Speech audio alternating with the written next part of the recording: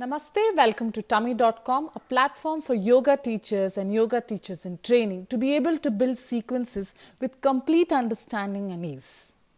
This is our home page where you can log in, and once you have logged in, you will reach our sequence page where upon clicking chair, you will get a list of sequences of chair yoga. In continuation with the chair yoga sequence videos, we will be discussing how to plan a sequence with use of chair for senior citizens. Now, before I go ahead with explaining how we have planned the sequence, just think if you had a class of senior citizens, how would you go about teaching them? Now, let me go ahead with explaining our sequence. This is a beginner level sequence mainly because senior citizens practice yoga not to achieve any poses, but on the contrary, they are practicing it to maintain a healthy lifestyle. Some of them might not have an active lifestyle, while some of them might find it difficult to stand up and do even basic stretches. Even sitting on the ground is difficult mainly because of the weakness in the muscles of the leg. That is why the use of chair is most advisable, giving them the comfort that they require, along with helping them to practice yoga. Also, senior citizens are like children, so you need to give them all the attention they require. I suggest you to have a small group of students, take them through every pose step by step, and this will make your class a successful one.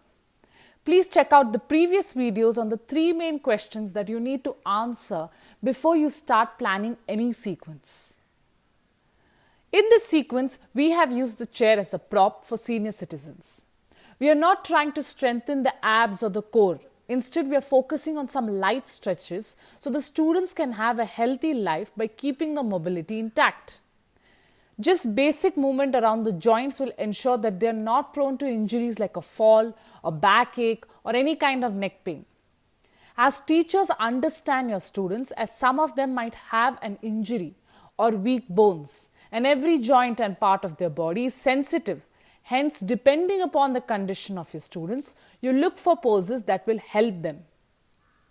Because the students are old people, they only seek calmness and peace at this stage of their life. That is why we need to work on breath-body awareness in every pose. This sequence involves a whole body stretch with focus on mind-body breath. In this sequence, we have begun with the upper body going down to the back, hips, legs and the feet. So let us understand the various poses in the sequence. The first one is hand-chest chair.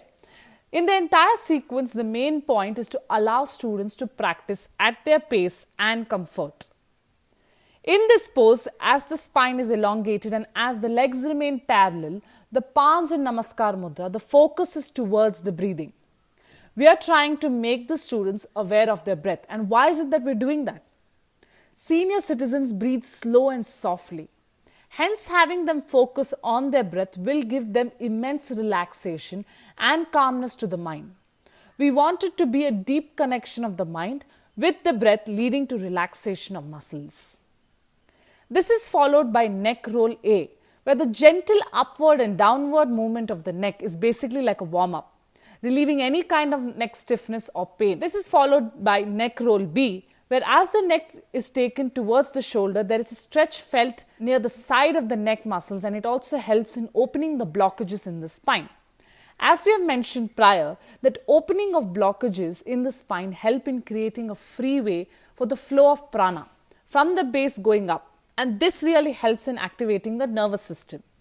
Now, why is it that we want to activate the nervous system, especially in senior citizens? That is because we are not trying to create any zeal from the practice, but we want to avoid any kind of depression or anxiety or stress that they get due to old age. This pose will help them feel positive and keep their mind active on positive things. After doing neck roll A and neck roll B, slow and steadily with focus on breath, the neck will feel free, and hence performing the next pose, neck roll C, becomes easier. It involves gentle movement of the neck clockwise and anti-clockwise. We are releasing the stiffness around the neck, as any tension around the region can cause headaches or lack of sleep, and we really want to avoid that in the students. Then we move to the shoulders by performing seated shoulder circles where the bent arms are rotating clockwise and anti-clockwise with focus on inhalation and exhalation.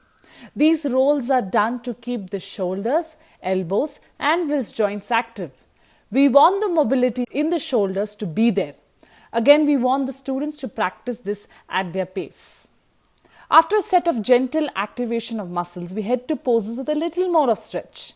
As you see, we are keeping the practice step by step and steady because the students are senior citizens and we cannot have poses that will make them feel tired soon.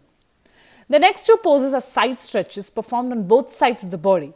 As the arms are stretched sideways with engagement of the core and having the students breathe continuously and softly, it helps to open the shoulders and expands the diaphragm, which will help in deep breathing for senior citizens. It also helps in opening the heart muscles and hence the focus on breathing has to be maintained.